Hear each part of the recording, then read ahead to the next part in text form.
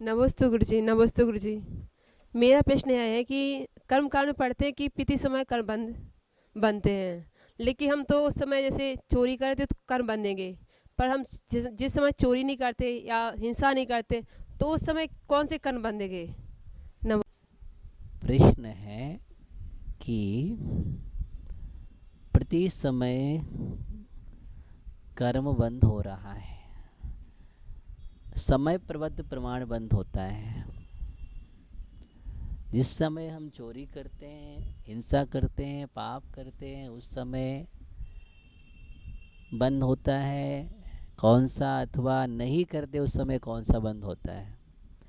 देखिए, कॉमर्स और कर्मकांड ग्रंथ को हम जब देखेंगे पढ़ेंगे तो वहाँ पर स्पष्ट लिखा है कि जी प्रति समय समय प्रबद्ध का बंद कर रहा है, और समय प्रबद्ध का प्रमाण भी वहाँ पर दिया हुआ है।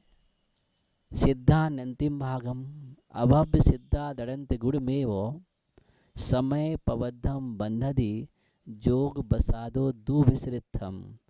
सिद्धों से अनंत में भाग और अभव्यों से अनंत गुणे कर्म परमाणु प्रति समय यह बांधता है, और योग विशेष से हीनाधिक भी होते हैं।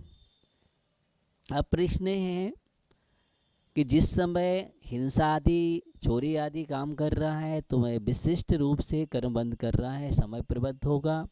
योग की अशुभ परिणति है, उस कारण से पाप कर्म के परमाणु विशेष रूप में आएंगे और पुण्य के परमाणु अल्प रूप में आएंगे।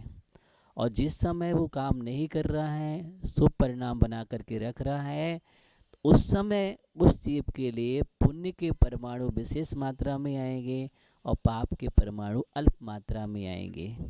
इस प्रकार के बंध का सिस्टम है, क्योंकि कर्म बंद तो होता है और प्रति क्षण 7 कर्मों का बंद होता है। आयु कर्म को छोड़ करके, आयु कर्म हर पल बंद नहीं होता है, वो उसी समय होता है जब आप उस जीव की